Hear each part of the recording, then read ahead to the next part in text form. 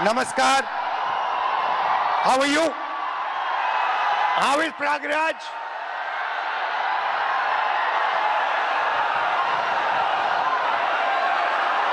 Thank you for this wonderful welcome. Thank you for this love and affection. ये शहर मेरी family का घर यहां होता था, तो यहां आकर मुझे बहुत खुशी होती है। ये नॉलेज का सेंटर भी हुआ करता था। एक ऐसा टाइम था when Allahabad University was one of the best universities in the country.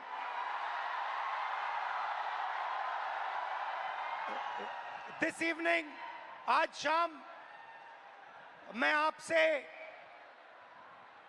दर्द, डेटा और दौलत की बात करना चाहता हूं। आपका दर्द, आपका डेटा, मगर आपका धन नहीं, जो आपका होना चाहिए, उनका धन। इन तीन चीजों के बारे में मैं आपसे बात करना चाहता हूं।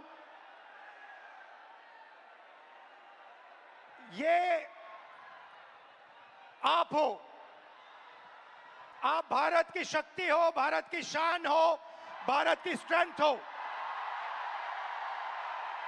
और जब मैं कहता हूं आप भारत की शक्ति हो, भारत की स्ट्रेंथ हो, मैं भीड़ की बात नहीं कर रहा हूं। मैं हर हिंदुस्तान के नागरिक, हर यूथ की बात कर रहा हूं, इंडिविजुअल्स की बात कर रहा हूं।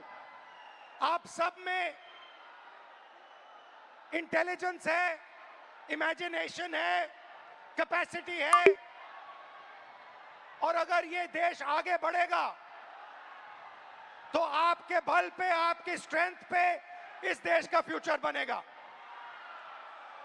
हिंदुस्तान के पास सबसे बड़ा, दुनिया में सबसे बड़ा यूथ का पॉपुलेशन है। 40 करोड़ युवा, आप जैसे युवा, एनर्जेटिक युवा इस देश में रहते हैं। ये इस देश की स्ट्रेंथ है। चाइना की बात होती है, अमेरिका की बात होती है, रशिया की बात होती है, इंडिया के यूथ के सामने, इंडिया के यूथ पोटेंशियल के सामने ये सब लोग कुछ नहीं है। 21वीं सदी में एक और चीज हुई है। 21वीं सदी में अगर देश प्रगति करता है तो दो चीजों के बल पे करता है। यूथ पोटेंशियल जो आप में है और डेटा जो आप क्रिएट करते हो। हिंदुस्तान के पास यूथ है और सबसे ज्यादा, दुनिया में सबसे ज्यादा डेटा हिंदुस्तान में है। 1 गीगाबाइट डेटा प्रति भारतीय प्रतिदिन इस्तेमाल करता है। और प्रगति होगी, फ्यूचर होगा, तो डेटा और आपके पोटेंशियल पे होगा। युवा plus data is equal to 21st century economy.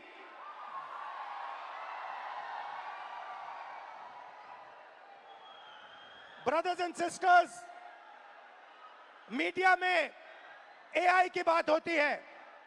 Everybody speaks about AI, but I want to make one thing very clear, and ये आपको समझना चाहिए। आपके डेटा के बिना एआई का कोई मतलब नहीं है। अगर एआई बनता है तो आपके डेटा के बेसिस पे बनता है। 20वीं सदी में पेट्रोल और पेट्रोल इंजन देश को बनाता था। अगर 20वीं सदी में मैं आपके पास आता और आपसे कहता, देखिए मैं आपको पेट्रोल इंजन दे रहा हूं, मगर आपको पेट्रोल नहीं दूंगा, आप मुझे कहते इस पेट्रोल इंजन से मेरा कुछ नहीं होने वाला है। वैसे ही 21वीं सदी में डेटा से ही एआई बनता है। डेटा से आप एआई बना सकते हो, मगर एआई से आप डेटा पैदा नहीं कर सकते हो। और ये डेटा हिंदुस्तान का है और आपका है। आप इसको क्रिएट करते हो, ये आप बनाते हो, ये आपका इमेजिनेशन है, ये हिंदुस्तान की पूंजी है, स्ट्रेंथ है, एसेट है। मगर भाई और बहनों, डेटा आपका, यूथ पोटेंशियल आपका, मगर सिस्टम ने आपको चक्रव्यूह में फंसा रखा है। ये आप देखिए, आपको चक्रव्यूह में फंसा रखा है। भविष्य की बात करें, आप एजुकेशन लेते हो, लाखों करोड़ रुपए आपके परिवारों से लिया जाता है। इंजीनियरिंग, मेडिकल, पोस्ट ग्रेजुएट, जो भी आप पढ़ाई करते हो, आपके परिवारों से, आपके जेब से पैसा छीना जाता है, लाखों करोड़ रुपए लिए जाते हैं, और फिर आपको एक सर्टिफिकेट दिया जाता है। आपको कहा जाता है कि हां, आपको एजुकेशन सर्टिफिकेट मिल गया, बीए मिल गया, एमए मिल गया, एमएससी मिल गया, मगर इस सर्टिफिकेट का कोई मतलब नहीं है आज हिंदुस्तान में, क्योंकि यह सर्टिफिकेट आपको रोजगार नहीं दे सकता है। चाहे आप कुछ भी करें, यह सर्टिफिकेट हिंदुस्तान में आपको रोजगार नहीं देता है। आंकड़ा मैं आपको देता हूं, 1000 युवाओं में से सिर्फ 12 युवाओं को परमानेंट नौकरी मिलती है। जहां तक डेटा की बात है, आपका डेटा छीन लिया जाता है। बड़ी बड़ी कंपनीज को, जियो को, अदानी को, फेसबुक, गूगल को आपका डेटा दिया जाता है और आपको फंसाया जाता है। आपको कहा जाता है, जितनी भी आपको रील्स देखनी है, जितने आपको व्हाट्सएप मैसेजेस भेजने हैं, जितना आप इंस्टाग्राम पे देखना चाहते हो, रील्स बनाना चाहते हो, आप बनाओ। भाई और बहनों, ये 21वीं सदी का नशा है।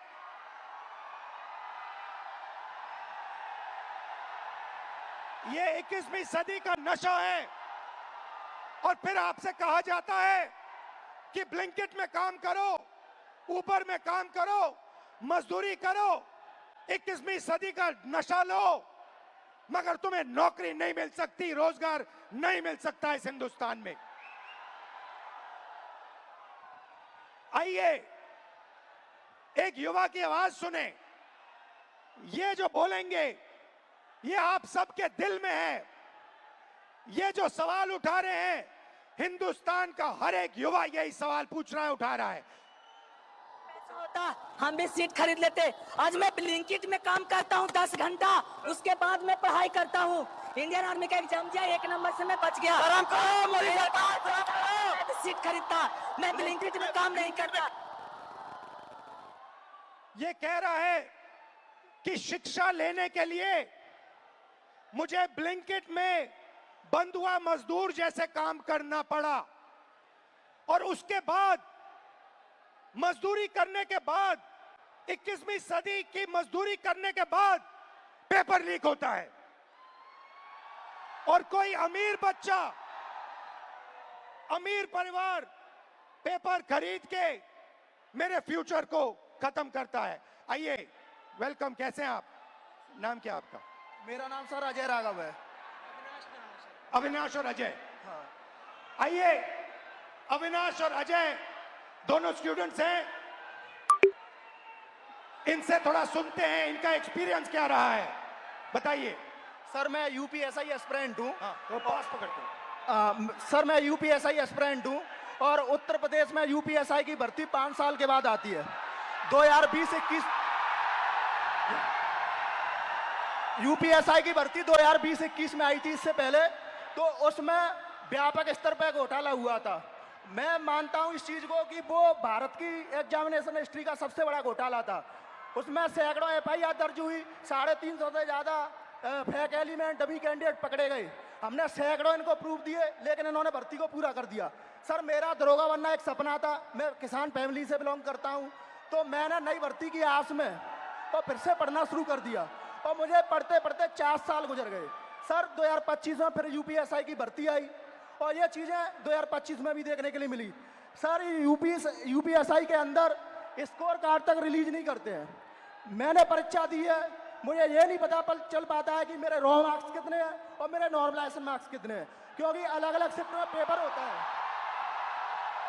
तो ये नॉर्मलाइजेशन का प्रक्रिया अपनाते हैं, ये तक नहीं बताते हैं कि कौन सा नॉर्मलाइजेशन फॉर्मूला इन्होंने यूज किया है। जो यूपीपी आरपीबी जो पुलिस उत्तर प्रदेश पुलिस एवं प्रोन्नति भर्ती बोर्ड है सर, ये अकाउंटेबिलिटी इसकी फिक्स करने वाला कोई नहीं है।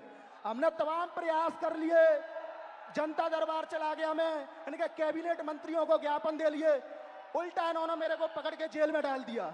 मेरा गुनाह अपराध सिर्फ इतना था कि मैं इनके जनता दरबार योगी जी से मिलने चला गया। सर ये नॉर्मलाइजेशन का फॉर्मूला नहीं बताते हैं, ये खुद तय करते हैं कि किस अभ्यर्थी के मतलब मार्क्स बढ़ा करके अंदर लेना है और किस अभ्यर्थी को बाहर करना है। ये उत्तर प्रदेश पुलिस का भर्ती बोर्ड तय करता है। इनको क्या दिक्कत है? अगर ये फेयर भर्ती कराते हैं तो इनको नॉर्मलाइजेशन देना चाहिए। सर मैं एक चीज इसमें जोड़ना चाहूंगा कि जो नॉर्मलाइजेशन है ये पेपर लीक से ही बड़ा स्कैम है, क्योंकि इनकी अकाउंटेबिलिटी फिक्स करने वाला नहीं है। ये नॉर्मलाइजेशन फॉर्मूला जारी नहीं करते हैं, ये शिफ्ट वाइज नॉर्मलाइजेशन डेटा नहीं देते हैं, इनको खुली छूट मिली हुई है। मेरा नाम अविनाश है, मैं इन्हीं छात्रों में से कोई एक जरूर हूं।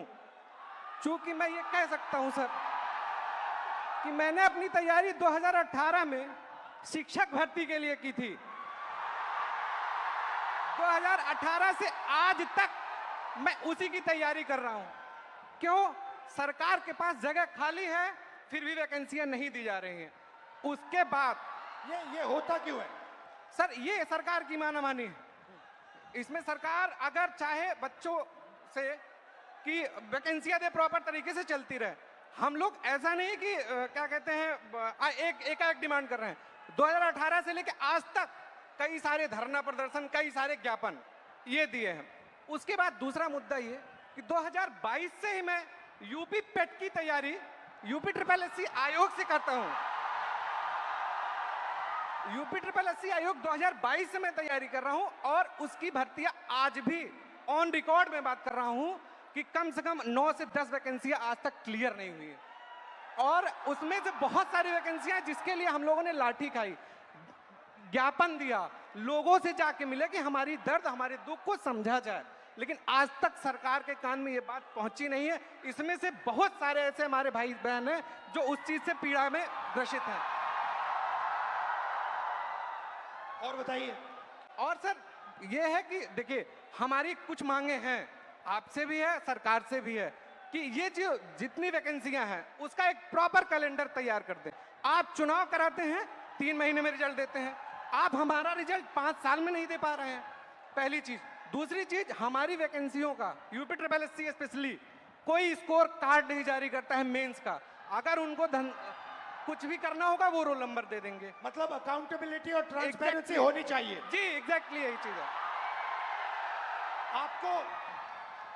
आपने लाखों रुपए लगाए होंगे पढ़ाई में। जी सर, 2018 से आज तक। हाँ जी। और आपका एक्सपेक्टेशन था कि इस पैसे से, शिक्षा से आप आगे बढ़ पाओगे। जी सर एग्जैक्टली। अब आपको क्या लग रहा है? अब क्या आपका प्लान क्या है? सर अब प्लान ये है कि हम भर्तियों का इंतजार करते हैं, क्या पता अगली पंचवर्षीय भी बीत जाए, इसकी भी कोई श्योरिटी नहीं है। और फिर 3-4 बार एग्जाम करते हो, बीच में पेपर लीक हो जाता है। सर ये इशू तो बहुत सारे हैं। अभी एक यूपी PSC का था, RO का, मैं खुद उसका अभ्यर्थी था। एक बार पेपर हुआ, दोबारा पेपर लीक हो गया था, फिर उसके बाद दोबारा हुआ वो पेपर। लेकिन वो जो हमारा टाइम गया वो हमें कौन देगा? बिल्कुल, जो हमारा टाइम गया, हमारा पैसा। जब आपका पेपर लीक हुआ, आपको क्या फीलिंग आई? अंदर क्या लगा आपको, यार ये क्या हुआ, क्या करें, क्या? मतलब ये होता है ना सर, कभी कभी एग्जैक्टली मैं बता रहा हूँ, उस 10 बाई 10 के कमरे में कभी आप बैठ के सोचिए कि अगर हमारा पेपर लीक हो गया, हम किससे बात करें अपनी, किसको अपना मुंह दिखाएं कि यार अब मेरा इस बार नहीं हुआ, पेपर लीक हो गया, मैं किससे जाके कहूं? और सालों आपने मेहनत की, घंटों आपने मेहनत की, और 1 सेकंड में पूरा खत्म हो जाता है। सर एग्जैक्टली यही चीजें होती हैं। और ये जो दुख दर्द है, ये मैं नहीं हूं, ये इसमें ये से सब है। लगभग जितने लाखों खड़े करोड़ों युवा हैं, सब लाखों करोड़ों युवा हैं सर। आप हिंदुस्तान के शिक्षा के सिस्टम में बिलीव करते हो? सर प्रेजेंट टाइम में तो बिलीव हमारा नहीं है। नहीं है। नहीं है, एग्जैक्टली नहीं है। रीजन, अगर आज 2018 से मैं अब बेरोजगार टहल रहा हूं, कोई स्किल हमें दे दिए होते 2018-17 में, तो मैं कहीं प्राइवेट, फिर सेकेंडरी, इस प्रयागराज में या इस आसपास के इलाकों में हमें कोई ऐसा इशू नहीं है, ऐसे कोई मतलब रिसोर्सेज नहीं है कि मैं प्राइवेट काम कर सकूं, और काम करूं तो वो डेली वेजेस के हिसाब से बहुत कम हो जाएगा। ये आपका क्या है? ये टैटू क्या है? मेरा नाम है अच्छा, अविनाश। आपका नाम है, ठीक है। Thank you Avinash. और कुछ कहना चाहते हो? सर, उत्तर प्रदेश में ये पेपर लीक लगातार चल रहे हैं।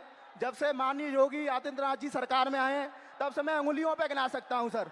2017 दरोगा भर्ती पेपर लीक, उसके बाद यूपी कांस्टेबल 2018 पेपर लीक, उसके बाद 2020-21 की यूपीएसआई भर्ती पेपर लीक, और 2022 का लेखपाल भर्ती पेपर लीक, और 2023। मैं इन्हीं शब्दों के साथ आपका बहुत बहुत धन्यवाद करना चाहता हूं कि आप यूथ की आवाज उठा रहे हैं लगातार, और मैं सर आपसे आशा की उम्मीद के साथ देख रहा हूं, आप इसी तरह हम यूथों की आवाज उठाते रहिए। हम आपके साथ पूरी तरीके से, ये जितना भी यहाँ पर स्टूडेंट दिख रहा है, ये सब आपके साथ है, सिर्फ आपके लिए आया है सर।